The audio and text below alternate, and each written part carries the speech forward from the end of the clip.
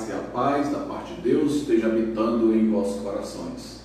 Nosso desejo, meus irmãos, aqui na manhã deste domingo, que é o dia do Senhor, toda a igreja do Senhor esteja como verdadeiras igrejas domésticas, reunidas em torno desse santo culto que estamos prestando a Deus, porque essa é a nossa finalidade principal: glorificar a Deus e gozá-lo para sempre. Amém. Portanto, se assim você não se encontra com a sua família, eu quero, antes de ler a palavra de Deus, lhe convidar para que você chame os seus familiares para onde você se encontra. E o meu convite não é para que você simplesmente assista à transmissão do culto online.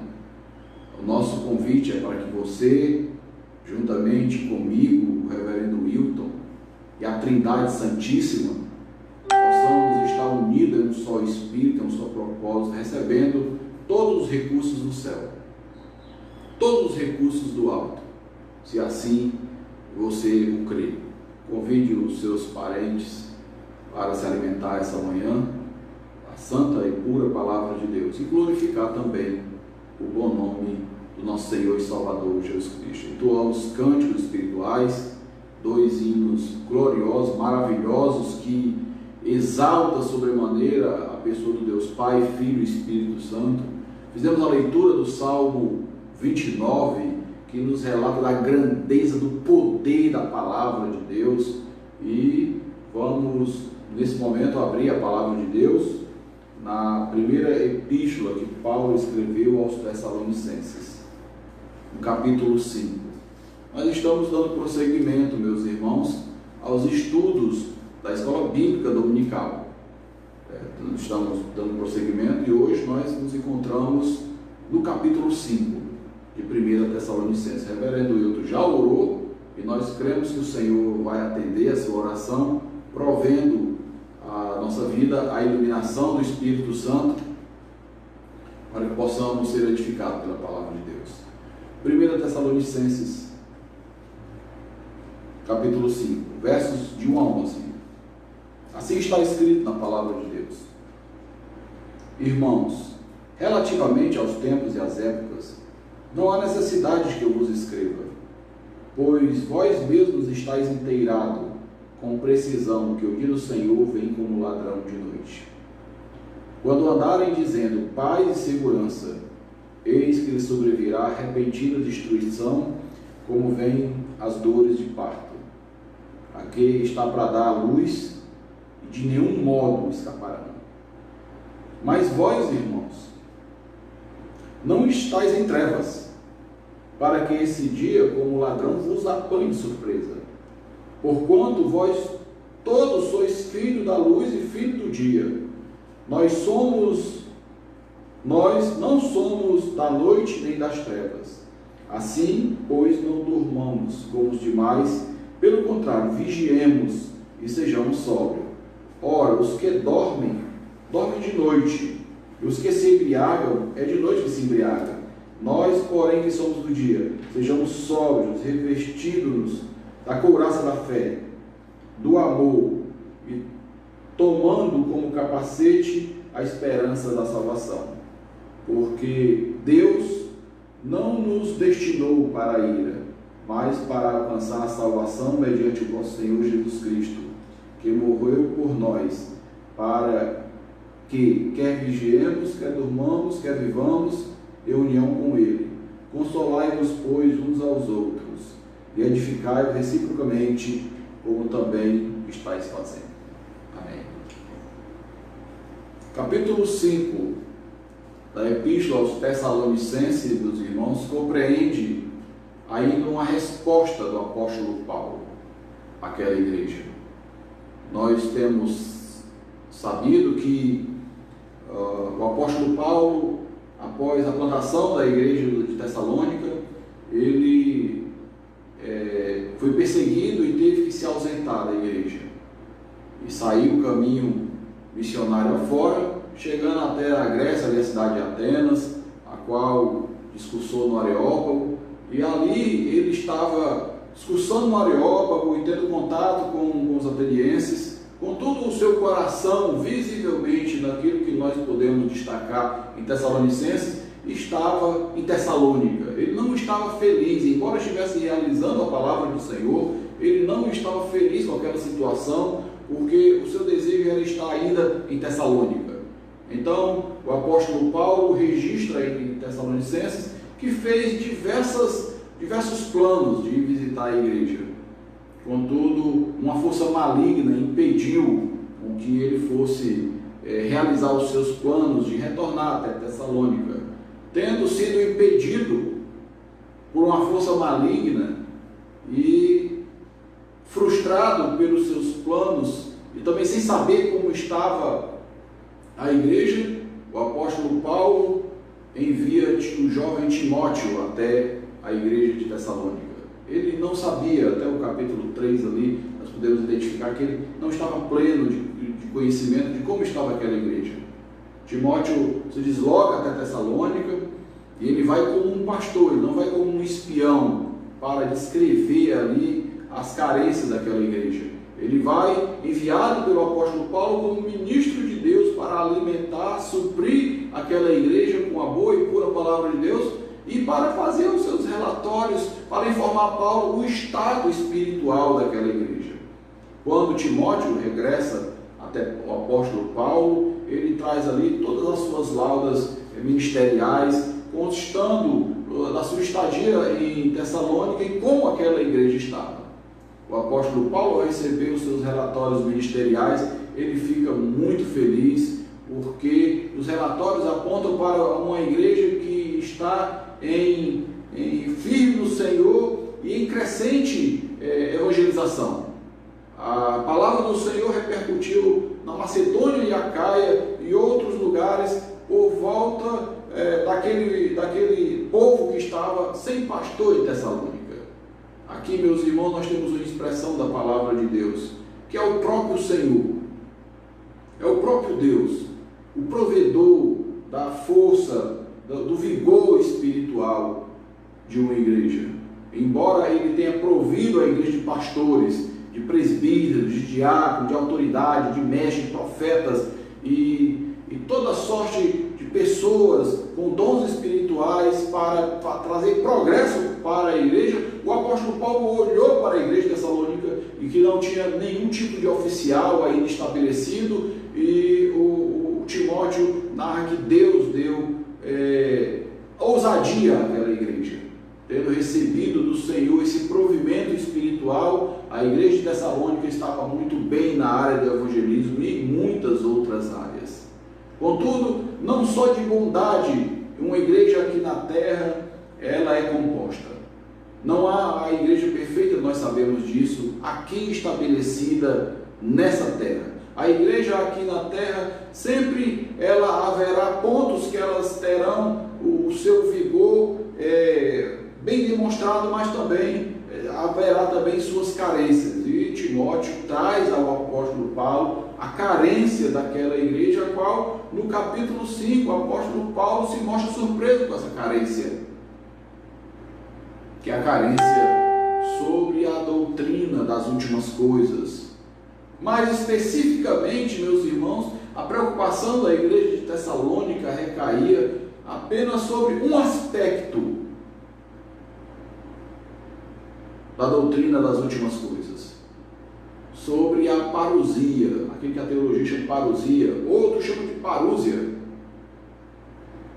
mas o tema é sobre a segunda vinda de Cristo. A preocupação no final do capítulo 4 repousava no primeiro aspecto. Os que morreram antes da segunda vinda de Cristo, como irão ser salvos? E no final do capítulo 4, o apóstolo Paulo ensina sobre o estado intermediário daqueles que morreram antes da segunda vinda de Cristo. Quando nós aprendemos sobre a segunda vinda de Cristo, nós aprendemos alguns estágios dessa segunda vinda descrito pelas Escrituras. Nós, da Igreja Presbiteriana do Brasil, não ousamos fazer um mapa preciso, porque nós sabemos que nem tudo que o Senhor deixou para a nossa edificação, para o nosso crescimento espiritual, ele é claro ao nosso conhecimento. Algumas coisas repousam dúvida de nossa parte acerca da segunda vinda de Cristo. Mas eu me lembro que algum tempo passado eu conheci alguns irmãos e meus irmãos, eles sabiam, eles diziam saber com precisão tempos, épocas, né, que ia acontecer certas coisas, que iria acontecer, que marcavam a vinda de Cristo.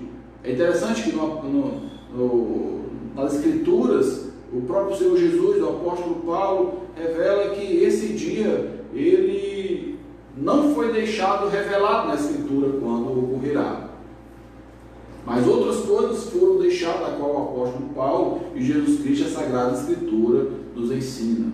Em primeiro lugar, que todos iremos passar pelo juízo de Deus, ou na morte, ou então em vida. A preocupação dos Tessalonicenses era sobre aqueles que morreram. E nós sabemos também, pela palavra de Deus, que a morte é um aspecto punitivo da parte de Deus para o pecado dos nossos primeiros pais, a qual nós somos herdeiros desse primeiro pecado, o pecado original. Então é a punição, o salário do pecado é a morte.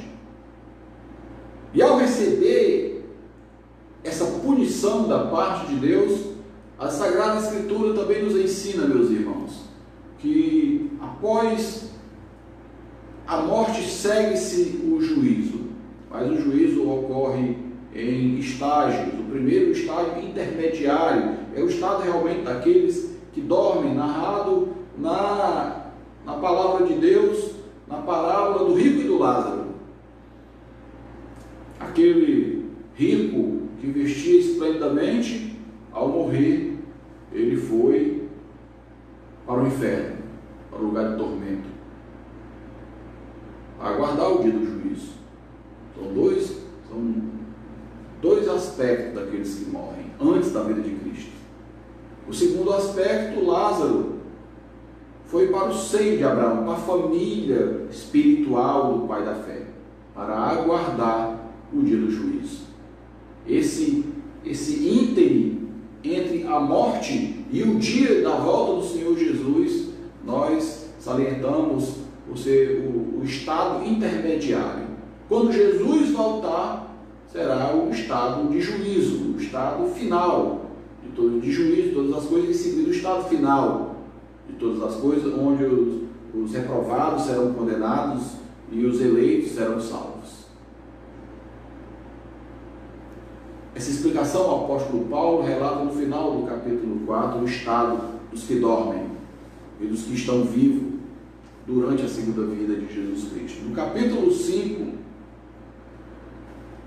o apóstolo Paulo, no capítulo 4, começa assim: finalmente. Essa palavra finalmente no capítulo 4 demonstra um aspecto de ruptura com o capítulo 3 e uma nova seção de Tessalonicenses. No capítulo 5 tem assim: irmãos. Essa palavra irmãos é igual a finalmente no capítulo 4. É um processo de ruptura com o assunto anterior. Inclusive há aqueles que comentam e dizem que, embora seja uma ruptura, Paulo esteja aqui praticando aqui uma redundância. Ele está explicando as mesmas coisas com outras palavras. Então é uma ruptura, mas continua ainda com o assunto em outros aspectos. Ele diz: irmãos, relativamente aos tempos e às épocas, não há necessidade que eu vos escreva. Então aparece no versículo 1 a segunda preocupação dos Tessalonicenses, onde a primeira é o estado dos mortos e dos vivos na segunda vinda de Cristo. No capítulo 5, ainda sendo a segunda vinda de Cristo o tema principal, Paulo vai desenvolver outra preocupação dos Tessalonicenses, a qual o apóstolo Paulo até estranha essa preocupação, porque no versículo 2 ele ensina: pois vós mesmos estáis inteirados com precisão. Meus irmãos, essa palavra precisão, ela só aparece duas vezes no Novo Testamento.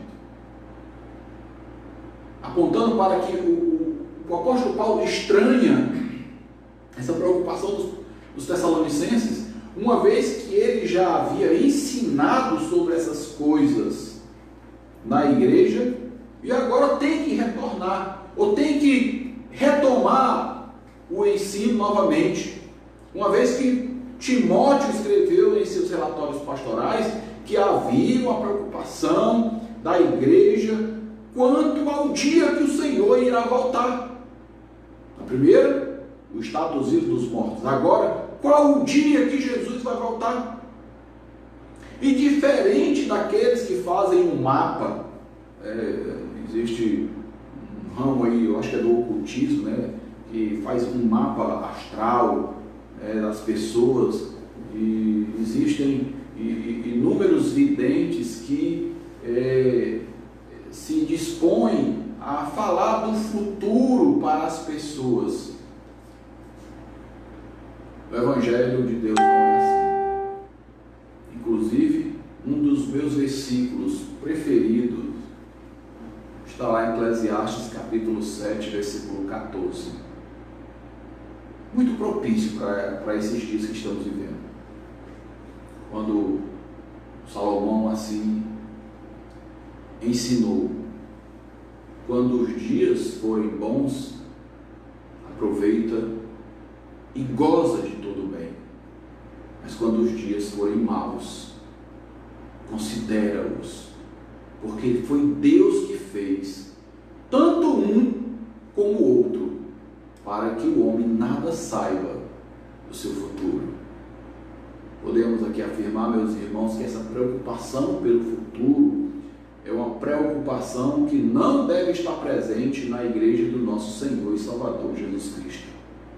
Uma vez que Deus não deixou o futuro para ser uma preocupação dos homens.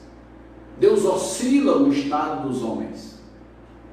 Deus oscila o estado de todas as coisas, a fim de que o homem nada saiba daquilo que está por vir. Tudo está já pré-ordenado por Deus e guardado por Ele. Aquela preocupação da igreja: que dia é, apóstolo Paulo, que o Senhor irá voltar? O apóstolo Paulo estranha, irmãos, relativamente aos tempos e às épocas, não há necessidade que eu vos escreva, pois vós mesmos estáis inteirados com precisão que o dia do Senhor vem como ladrão de noite. Aqui o apóstolo Paulo usa os artifícios que o próprio Cristo também utilizou por diversas vezes, chamado as metáforas. O apóstolo Paulo por meio de metáforas, que são histórias que abrem compreensões. Ele ensina a mim e a você que o dia do Senhor vem como um ladrão de noite. E essa pequena expressão que o apóstolo Paulo usou, que o dia do Senhor vem como um ladrão, e de noite ele aponta para duas expectativas para esse dia do Senhor, a qual os Tessalonicenses estão desejosos marcar no seu calendário quando será esse dia. E o apóstolo Paulo afirma: ninguém sabe. Esse dia não foi deixado revelado aos homens. Que dia será esse? O que ficou revelado aos homens é que o Senhor vai voltar com toda a sua glória, com todos os seus anjos, para julgar os vivos e os mortos. Isso sim ficou registrado. Mas o dia não ficou. Então tem dois aspectos, essa metáfora do apóstolo Paulo, a informar que ele vem como um ladrão. E o primeiro aspecto é que o dia do Senhor, ele vai ocorrer repentinamente. Quando todos menos esperarem, o Senhor vai vir. Porque se um pai de família, como registra a Escritura, soubesse o dia que o ladrão viria assaltar a sua casa, ele iria se preparar para se fortalecer contra aquela investida. Mas o dia do Senhor é repentina. Um segundo aspecto,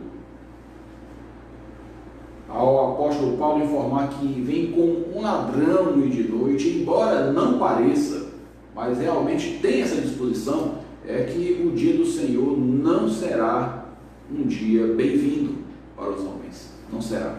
Porque um ladrão não é bem-vindo. Em lugar nenhum. E como o apóstolo Paulo, por essa expressão, afirma que o dia do Senhor não é bem-vindo, pode surgir em nossas mentes uma interrogação, a perguntar: por que não será bem-vindo? Porque o dia do Senhor, meus irmãos, é um dia de juízo. É um dia de juízo. Não será bem-vindo. E nos dias que nós vivemos, nós podemos não saber muita coisa acerca das coisas que estão ao nosso redor, mas algumas coisas nós podemos saber. Os homens não gostam de dar satisfação a ninguém. Os homens não gostam de serem impelidos por perguntas acerca das suas práticas. Os homens não gostam de dar ciência a ninguém daquilo que fazem ou deixam de fazer. Pelo contrário, existe no inconsciente coletivo: a vida é minha, eu não me dei satisfação.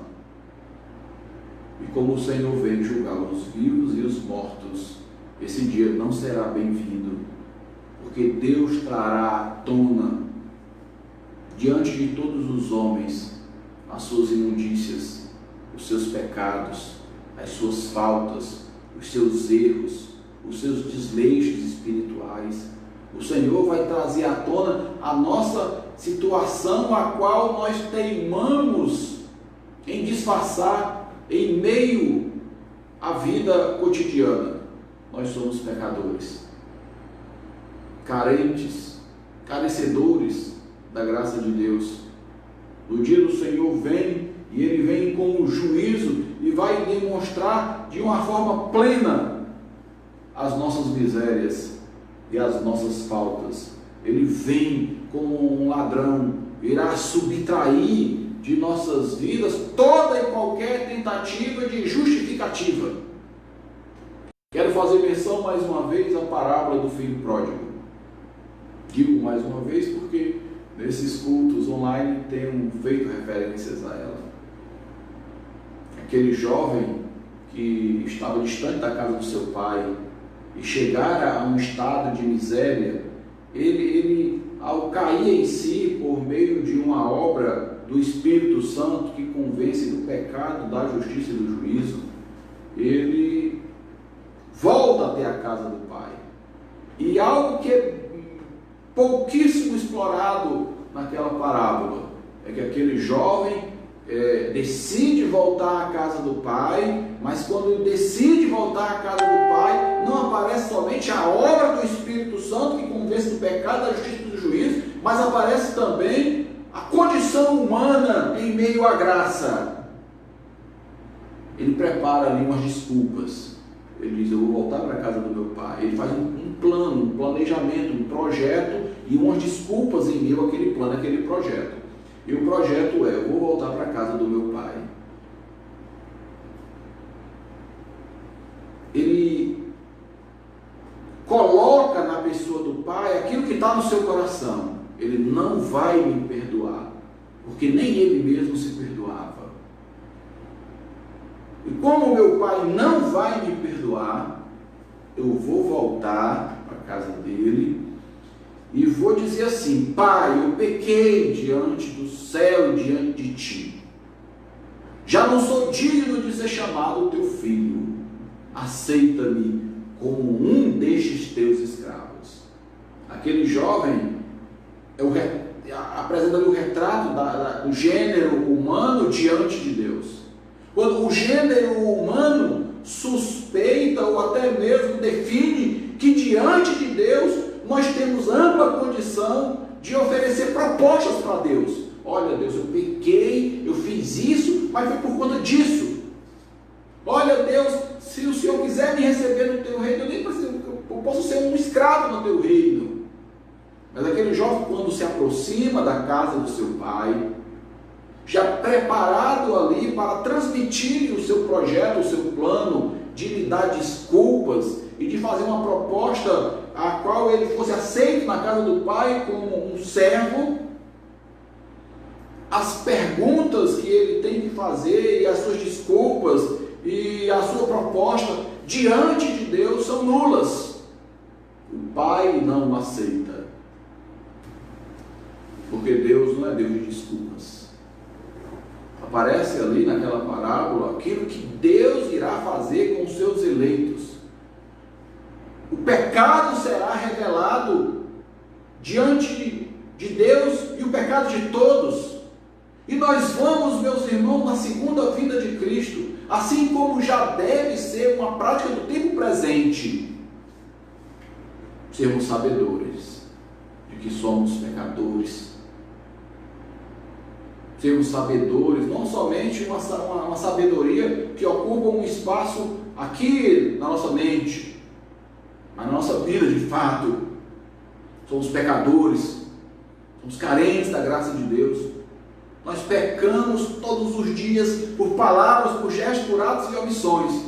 E a graça de Deus é apresentada justamente aí, que mesmo a igreja ainda recebendo os efeitos do pecado desse mundo, os efeitos do pecado a qual Satanás introjetou em nossos corações, no dia da segunda vida, a igreja aparecerá diante de Deus,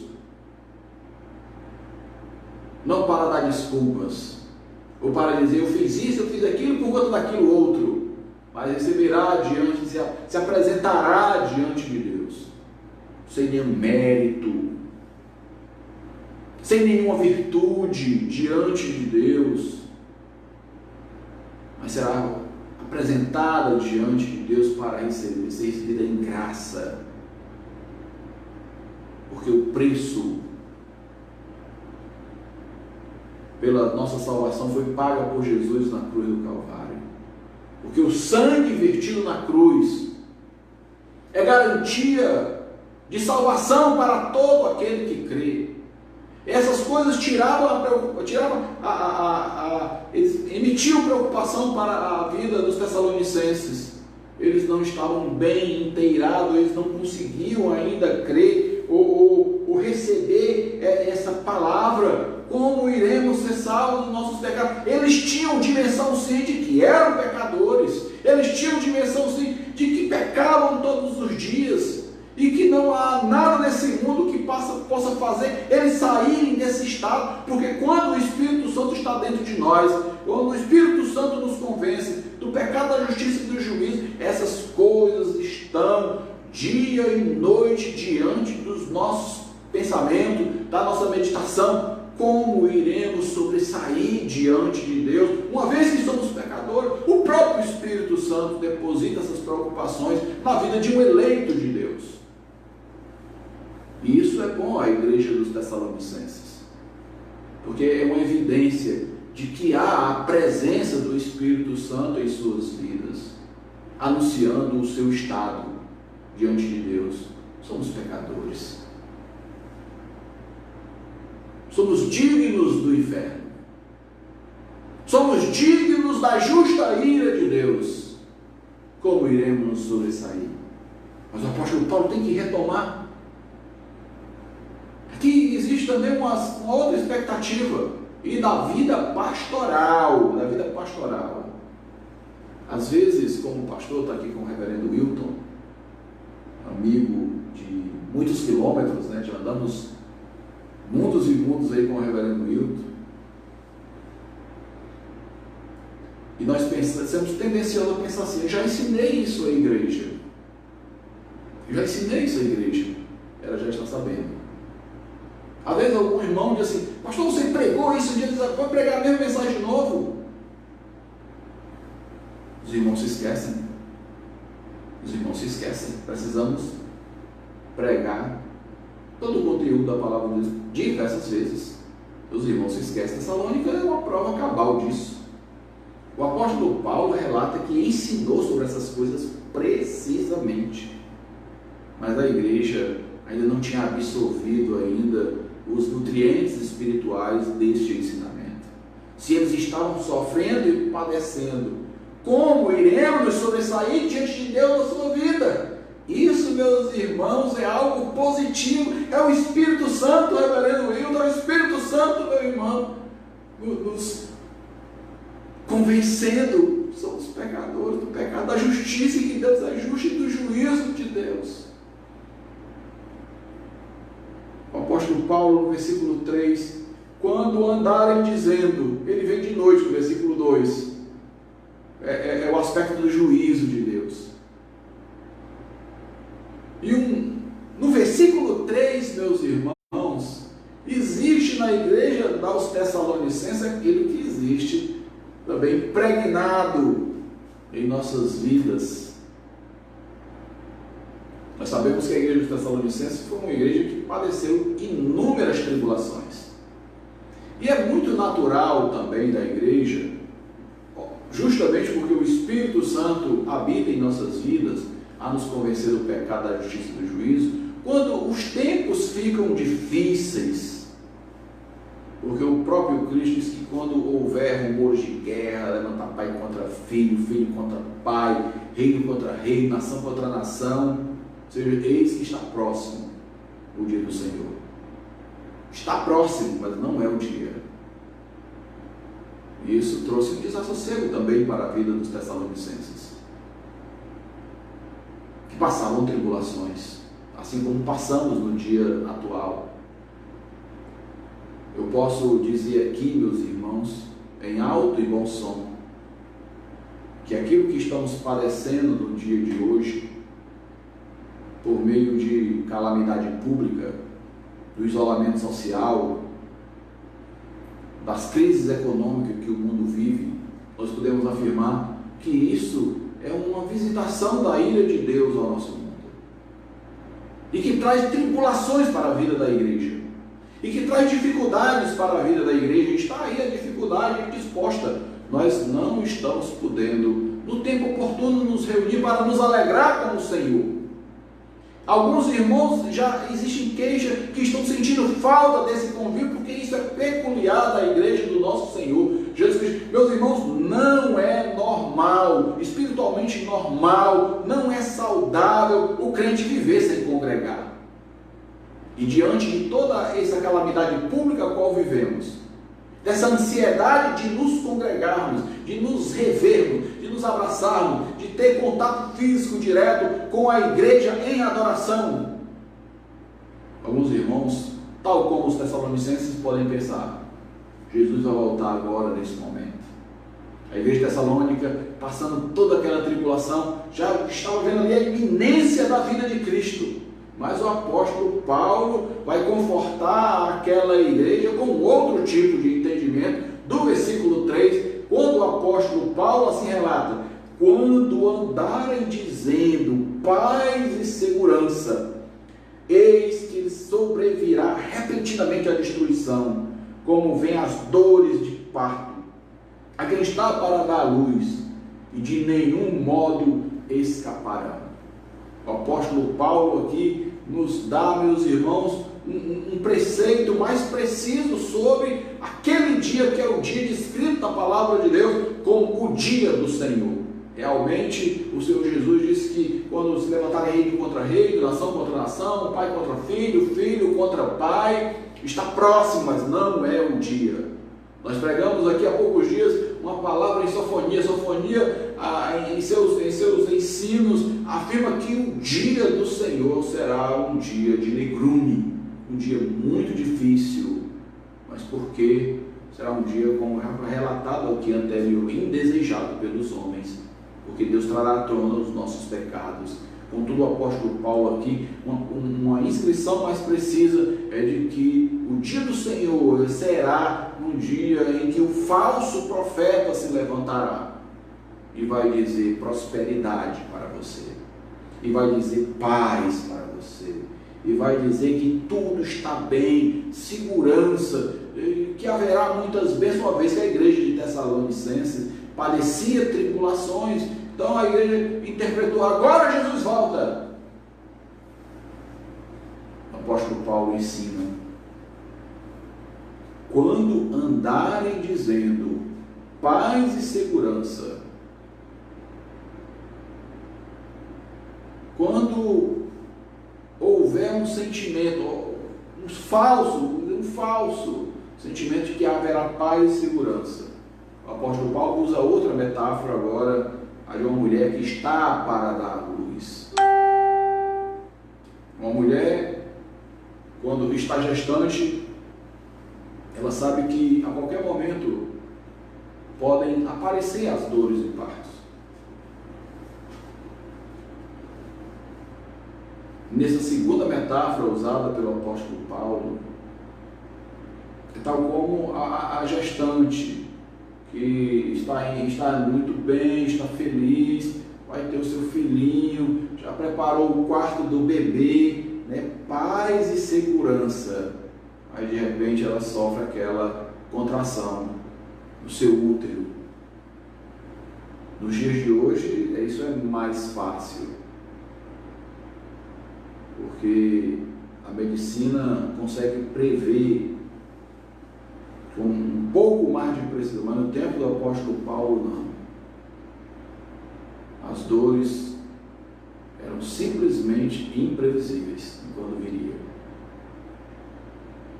E quando elas aparecem, causa sofrimento a gestante. Tinha uma esperança de tudo tranquilo, tudo em paz, o bebê vai nascer. Mas antes de que o bebê venha nascer, haverão dores de parto. Nós, homens, não sabemos e nunca saberemos como serão essas dores.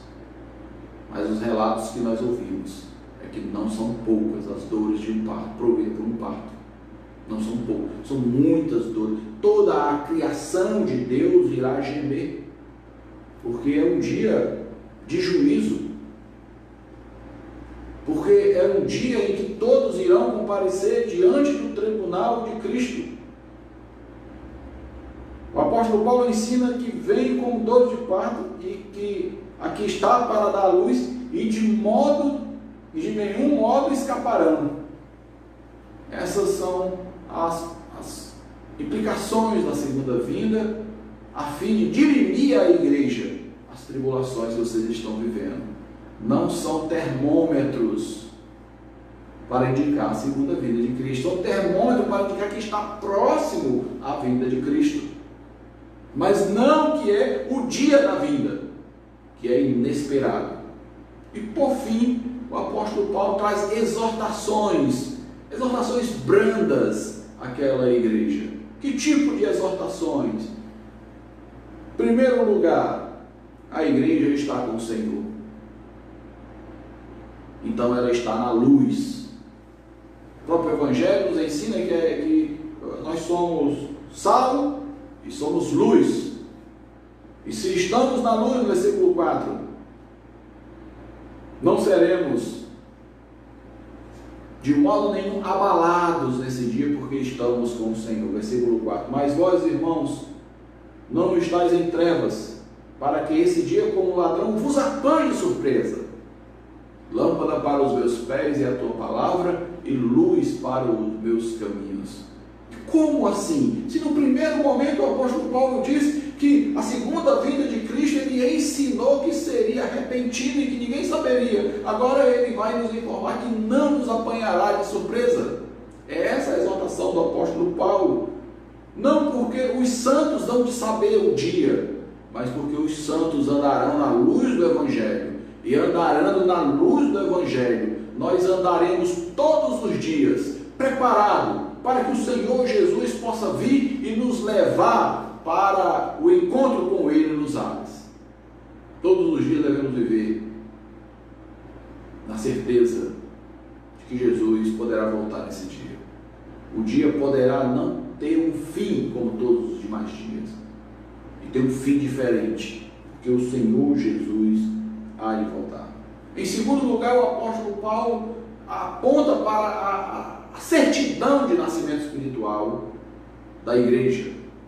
Versículo 5: porquanto vós todos sois filhos. Então o apóstolo Paulo pega uma certidão espiritual, que é a própria palavra de Deus, e diz: leiam aqui na palavra de Deus, vocês são filhos de Deus. A igreja não é uma entidade, embora seja uma entidade composta de povos, línguas e nações de todo o mundo, mas a igreja não é uma entidade humana. A igreja, ela é uma entidade, ela tem essas duas naturezas, tal como o Filho de Deus também teve, a natureza humana e a divina. Quando nós procuramos conhecer sobre a nossa natureza divina, que o apóstolo Paulo aqui apresenta à igreja a fim de confortar a igreja sobre o dia do Senhor, nós chegamos na palavra de Deus, e a palavra de Deus é esse registro de nascimento. Que Deus escolheu um povo antes da fundação do mundo, e que Ele remiu esse povo por meio do seu Filho bendito, das suas santas leis, das suas instruções.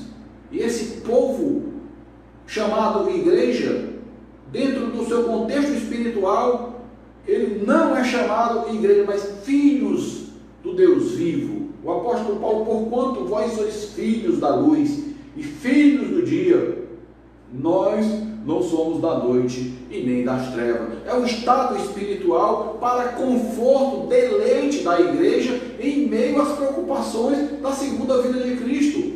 Ora, o filho, quando se encontra com seu pai, uma filha que se encontra com seu pai, esse encontro com o seu pai, ele gera segurança, tal como o filho da parábola voltou para a casa do pai e disse: eu não quero ser filho, quero ser escravo. Mesmo como escravo, se sentia seguro na casa do pai, mas o pai o recebe como filho. E o apóstolo Paulo aqui também ratifica esse ensinamento, que naquele dia a qual o Senhor virá arrebatar a sua igreja, nós não seremos considerados por Deus como pessoas humanas, dignas de toda a sua ira, mas sim como aquele a quem Ele adotou, pelo processo da adoção espiritual. Somos filhos de Deus.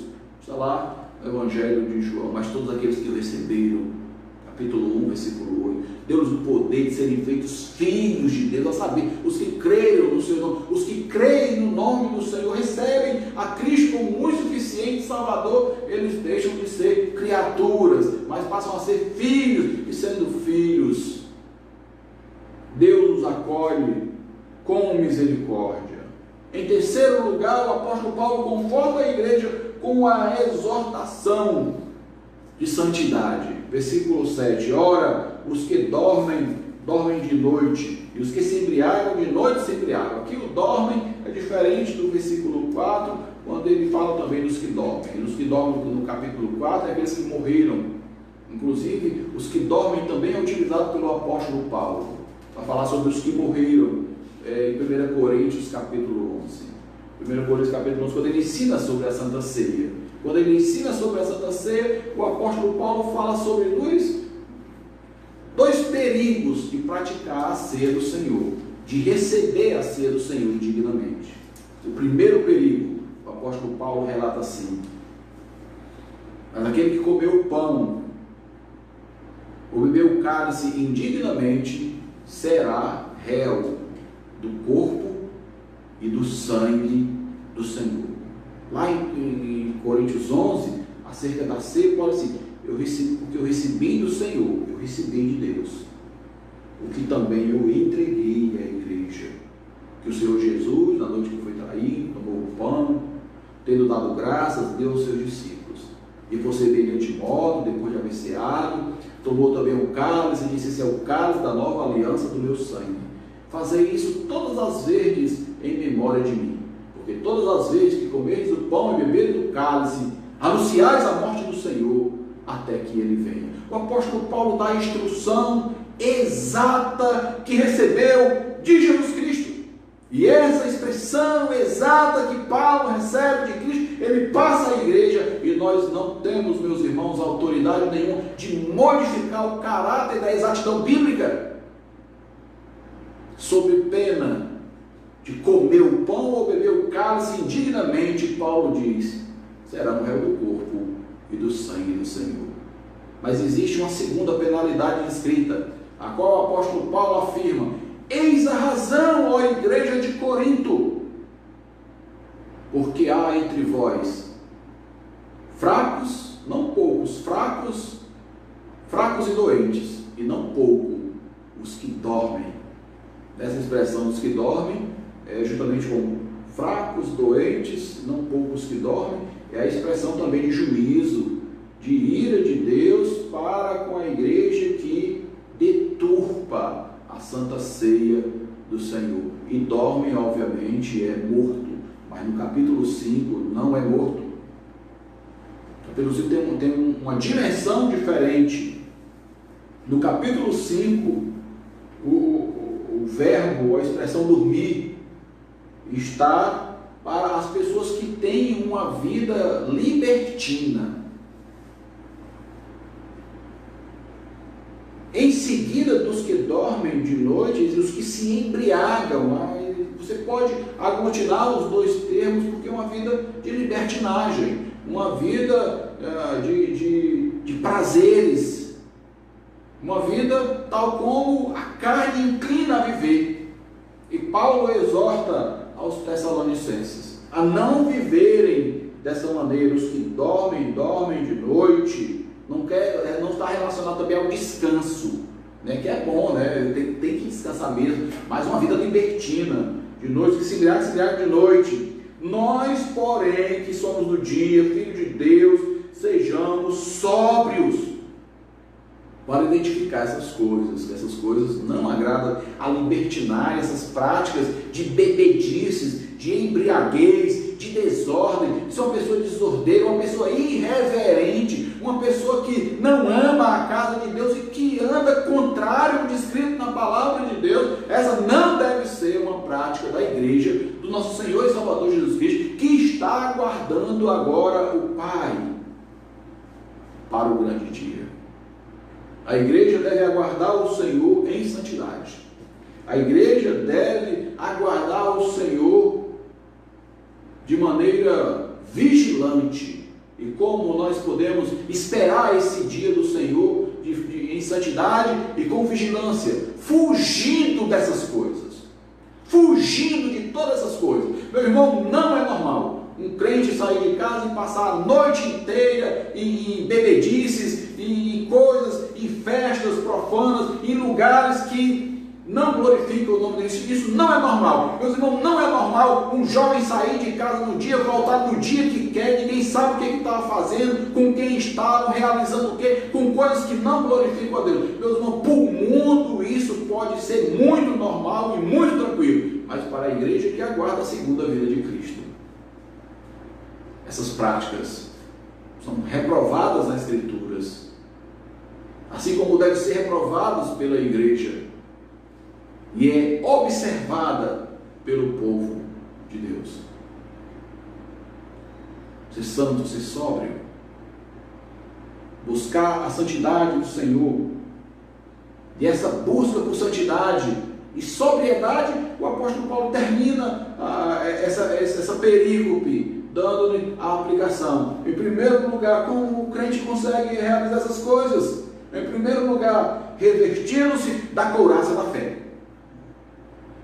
O crente se reveste, cobrir com um manto chamado fé. Nós não andamos segundo o curso desse mundo, ou não devemos andar segundo o curso desse mundo. Nós não devemos praticar as imundícias, nem aprovar lá em Romanos, capítulo 1, versículo 31, para você que é crente. O apóstolo Paulo cita ali uma imensidão de pecados odiosos por Deus. Uma multidão de pecados. Você pode consultar lá a relação de todos eles. E no final do capítulo 1, o apóstolo Paulo deixa a seguinte instrução: olha, são passíveis de morte, não somente aqueles que praticam esses pecados, mas também aqueles que aprovam. Aprovar aquilo que Deus abomina nos coloca numa situação muito difícil. E como eu reprovo essas coisas? Se cubra com um manto chamado couraça da fé. Nós vivemos pela fé, não pelo que o mundo nos apresenta.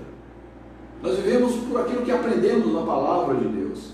E nós não aprendemos na palavra de Deus toda aquela relação de pecado citado em Romanos, no final de Romanos 1. Nós nem praticamos e nem aprovamos. Por que nós nem praticamos e não aprovamos? Porque envolto a nossa vida existe essa couraça que não é frágil. Não é frágil. Chamada fé. Segundo lugar, o apóstolo Paulo fala do amor, couraça da fé e do amor. Nós não devemos também sair esculachando todo mundo pela frente, nós devemos amar as pessoas, assim como o Senhor nos amou. Em terceiro lugar, o apóstolo Paulo relata sobre o capacete da esperança da salvação. Eu tenho fé, eu tenho esperança. Nós temos esperança, fé, certeza. No versículo 9, ele complementa tudo isso, porque Deus não nos destinou para a ira. É a certeza do crente, é a predestinação, é a eleição, é o decreto de Deus, que Deus não nos destinou para a ira, mas para alcançar a salvação mediante o nosso Senhor Jesus Cristo. Não é uma esperança falha, não é uma esperança sorrateira, não é uma esperança mirrada, mas é uma esperança recheada de conhecimentos bíblicos, da pré-ordenação, dos decretos de Deus, de que o Senhor, Deus mesmo, garante salvação para a sua igreja. Versículo 9, porque Deus, pastor Wilson, não nos destinou para a ira, mas para alcançar a salvação mediante o nosso Senhor e Salvador Jesus Cristo, que morreu, o propósito de Deus, imolando o seu Filho, que morreu por nós, para que, quer vigiemos, quer durmamos, quer vivamos em união com Ele, consolai-vos, pois, uns aos outros, edificai-vos reciprocamente, como também estáis fazendo. Essas palavras do apóstolo Paulo fincam no coração daquela igreja a certeza da sua eleição, acerca do decreto de Deus, e por conta da eleição, do decreto, e por conta também de tudo aquilo que o Senhor tem otorgado, tal como a fé, o amor, a obediência, a santidade. Todos esses aspectos, meus irmãos, são aspectos que colocam em nossa vida uma segurança gloriosa, majestosa, de que iremos ser levados com o nosso Senhor e Salvador Jesus Cristo para junto daquele que é o nosso Pai. Nós somos filhos de Deus.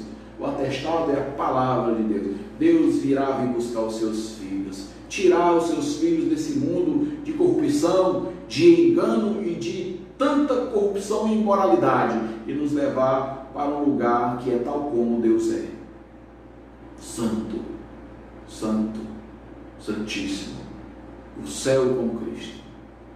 Meus irmãos, que a esperança vinda dessa mensagem da palavra de Deus possa nos confortar na manhã deste domingo, possa nos edificar e nos fazer crescer, certo de que o Senhor nos chamou não para viver como um grupo de pessoas desajustados, sem nenhum tipo de orientação. O Senhor nos chamou para viver em novidade de vida, e mediante todas as nossas inquietações, o Senhor tem provido na sua palavra o bálsamo, o calmante espiritual, o conforto espiritual para a sua igreja. E a nossa oração essa manhã é que o Espírito Santo tenha produzido na sua vida, na sua família, aos irmãos de Itaitinga, aos irmãos da Congregação Filadélfia, aos irmãos da Igreja de Pajuçara, aos irmãos de Chorozinho, aos irmãos de Uruá, aos irmãos de Campestre e aos irmãos de Taberuoca, sejam confortados essa manhã. Os irmãos do José Walter também, pela rica e gloriosa palavra de Deus. Que o Senhor te abençoe. Logo mais à noite iremos cultuar o Senhor, 18 horas. O reverendo Wilton vai ser o mensageiro dessa noite. E nesse dia de domingo, o Senhor está nos concedendo a bênção. Nós estamos transmitindo todo esse momento maravilhoso, tanto para a Igreja de Pajuçara e suas congregações, como para Chorozinho e suas congregações, e a Igreja de José Walter também. Que o Senhor abençoe o pastor Davi Gomes, que o Senhor abençoe os pastores, os presbíteros e diáconos, que possamos, meus irmãos, nos levantar como voz de Deus, profética de Deus, anunciar o reino de Deus e a sua justiça. E todas as demais coisas nos serão acrescentadas. Que o Senhor nos abençoe, É o nome do Pai, do Filho e do Espírito Santo, hoje e sempre. Amém. Amém.